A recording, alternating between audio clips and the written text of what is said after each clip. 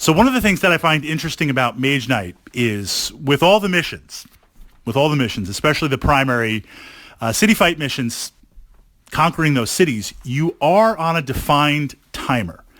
There are a set number of days and nights that you need to complete the mission goals. Now, we could toss those out and just go romping through the countryside, but by putting this timer on, it forces you to do two things, and this is kind of the tactic of it, what I've been noticing playing through it. First, it forces me, based on the tiles as they are revealed, for this game, how is my Mage Knight going to level up?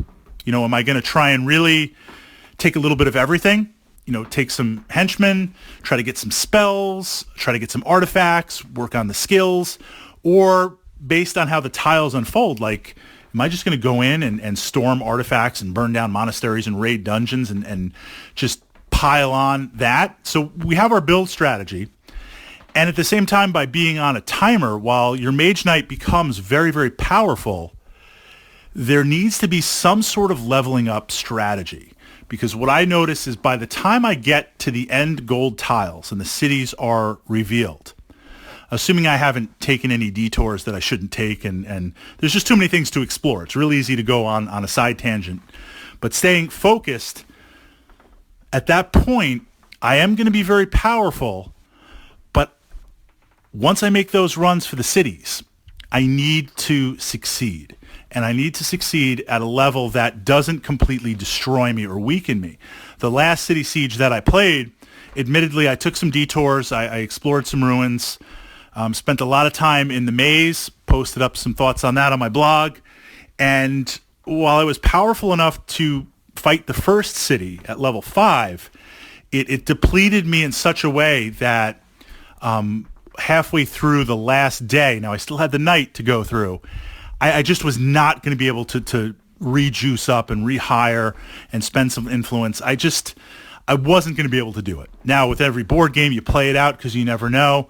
But I realized I just didn't have enough mage juice to make it to the end on there.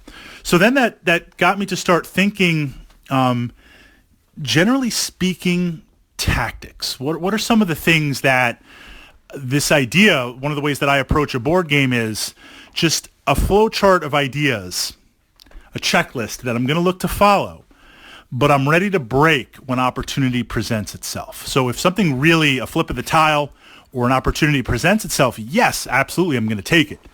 How can I position myself to do that when it happens? Because with Mage Knight, it is still a random game. You never really know what you're going to get. So the first thing that I want to try and do, whether it's solo or playing with other players, other Mage Knights, I want to beat on the marauding orcs. When they appear, I want to make quick work of them. Some of them are more challenging than others because they're not fixed. The summoner orc, that's hard because you never really know what you're going to summon, and it's summoning tokens that are a little bit more powerful than the green level ones. But for the most part, the greens are manageable early on. They give you a nice little boost of fame, and they give you some okay experience. That's going to start leveling you up, because the interesting thing about Mage Knight is early on, there's less to level up, less points to level up to that next tier versus later on. I mean, if you look at the track, the higher tier level ups get smaller and smaller on there. Yes, you're earning... in that point, you're fighting monsters that are going to give you a lot more experience to level up. But at the same time, they're a lot more potent. They're going to deplete your resources. So I want to kind of beat on some wandering orcs. For the most part, there's probably one on each tile. It might change a little bit if you're throwing in all the expansions. There might be some undead. There might be some other things. But they're manageable early on. So really, when I move on to a new tile, that's the first thing I want to hit on there. Then I want to look at the placement of other exploration sites that might give me experience or some sort of artifact or a spell, keeps, castles, dungeons, mage towers. Mage tower we'll put aside for a second. Villages too, monasteries. The location is key.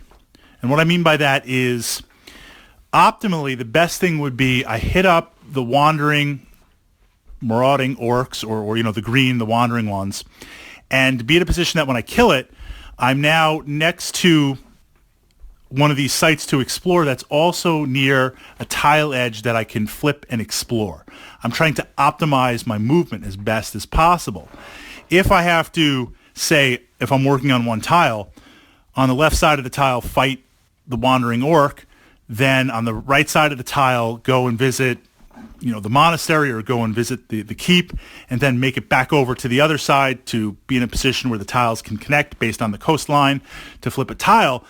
That's not as efficient. So I need to kind of look and make that decision. If I'm going to play one card, because I could probably play it with a source or a crystal to get, instead of move 2, maybe move 4. If I'm going to spend that card, I'm on that timer, whether it's other players or whether it's a dummy player, the risk versus reward. So it's not always a straight choice on there.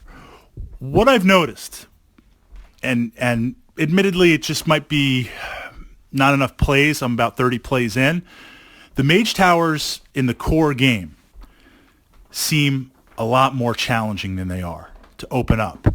I am hesitant to try and bust on Mage Towers early on.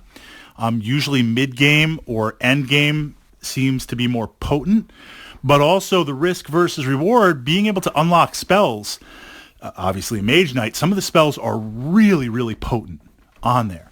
And to get those in your hands to possibly begin to play, especially if you can generate some light or dark crystals, that's huge. So that's one of those examples where I can't say definitively, no, never bust on Mage Towers, or absolutely yes.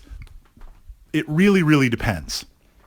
So then we go through, we explore some more, we'll hit up some dungeons, we'll hit up some other sites, and now we start flipping the gold tiles. Maybe I hit the city early on, maybe I hit it a little bit later.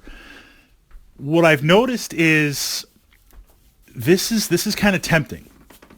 First of all, I love fighting dragons. If the game has dragons to fight, I got to do it. But I wonder, Draconium, they usually like to hang out on the gold tiles. They're kind of the end monsters to fight. They're usually around cities or possibly protecting a city, depending on the narrative on there. Some of them can be hard to crack. And what I mean by that is I am reasonably confident that at that point, if I've been playing everything right, I can take them on. But if I take them on, if I take them on, it will weaken me somewhat. And now, because we've been exploring the tiles and we're at the end there, being that weak, going in to try to conquer cities, I don't know, does that set me up? So if I'm at if I just recently jumped to a new experience track on there, I don't know if it's worth it. I don't know if it's worth it to really weaken me. And that's assuming I play a perfect game. If I don't really draw the cards that I want, or if I don't see all the intricacies of the combos on there, I could get hurt a lot more. If I am close to leveling up, I'm at the end of the track ready to jump to the next, especially if it's in the mid band or lower higher band on the experience tracker table, then Draconium, that's going to put me over because they offer a lot of experience. So now I'm tempted to do it. But I could be wrong. Those of you who are experienced Mage Knight players, I can't resist fighting dragons, but are they a distraction on the end, on there? Because, again, going up against the timer of the mission, and the timers change, when you get to the end there, you need to be hyper-focused. You need to be able to see, at that point, you live and die with your choices, because there is going to be very little or no recovery in time to storm both cities, unless you're insanely powerful and you're an awesome player. I'm still learning. But that's kind of the checklist that I follow through and see tactically what presents itself.